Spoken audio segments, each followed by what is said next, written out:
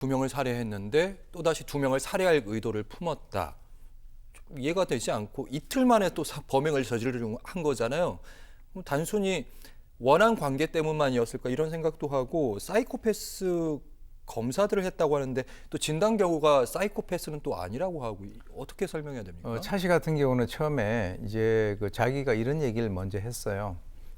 그 피해자들에 대해서 소시오패스다, 나르시시스트다. 그러니까 이제 뭐 여러 가지 어떤 보도라든가 이런 걸 통해서 많이 이제 들었던 것을 얘기를 하는 것 같은데, 그래서 지금 이제 경찰에서는 이 차 씨를 대상으로 해서 PCRL이라고 하는 이 사이코패스 검사를 했는데 사이코패스에 해당은 되지 않는다라고 일단 경찰은 밝혔습니다. 교수님, 이거는 없는 질문이긴 한데 이런 차철남 같은 사람들 심지어 시신을 자기 집에다가 놔둔 거잖아요. 2명의 하나는 자기 집, 하나는 자기 집. 또 피해자의 집. 그리고 이틀 후에 따로. 사건까지 하고 이런 류의 범죄자들 많이 보셨잖아요.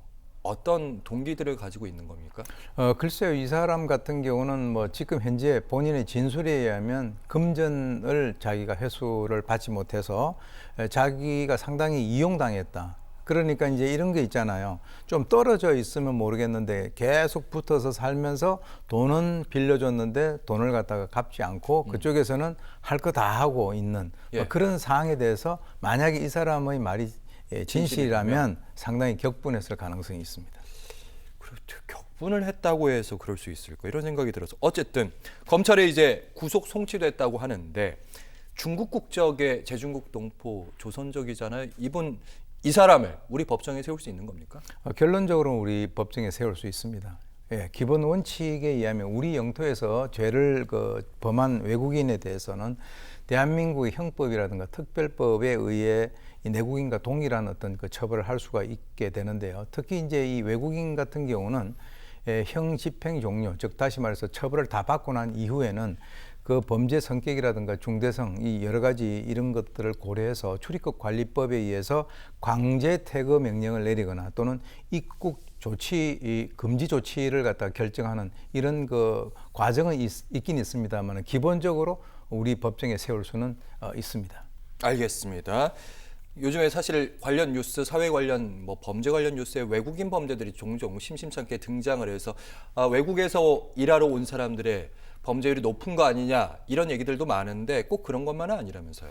현재 지금 이제 이 사건 전후로 해가지고 또 사실 이제 중국 국적 사람들이 또 이상하게 이때 좀 집중적으로 그 범죄를 저질러서 보도가 됐기 때문에 한국에 있는 우리 지금 자국민들 같은 경우는 이 사람들의 어떤 범죄 행각에 대해서 상당히 우려를 하는 그런 상황입니다. 지금 이제 통계나 이런 것들을 보게 되면 우리 나라의 자체의 어떤 범죄 발생 통계라든가 이런 것과 비교해 봤을 때 그렇게 의미가 있는 그런 어떤 증가라든가 이런 것은 보이지는 않습니다. 그런데 지금 이제 이 중국인 범죄가 잇따름에 따라서 사실 특정 집단 전체에 대한 어떤 혐오라든가 이런 것들이 있을 수 있는데 사실은 일반인들은 이렇게 단순히 통계 비율에 의거해서 혐오를 하거나 좀 걱정을 하거나 하는 그런 것은 아니고요. 사실 이제 중국 같은 경우는 지금 현재 우리나라에 들어와 있는 외국인들 중에서 가장 많이 이제 비율을 차지를 하고 있는데 그동안에 있어서의 역사 또는 정치 동북 공정이라든가 또는 문화 원조 논쟁 그리고 이제 강압적인 외교 정책이라든가 미세먼지 불법조 서해의 구조물 설치 이런 등등 여러 가지 지리적 경제적으로 상당히 가까운 어떤 파트너임에도 불구하고 이 두 나라 간에 있어서 여러 가지 어떤 감정이 대립될 수 있는 그런 요소들을 포함을 했기 때문에 이런 현상이 발생이 되는 것이 아닌가라는 생각이 듭니다.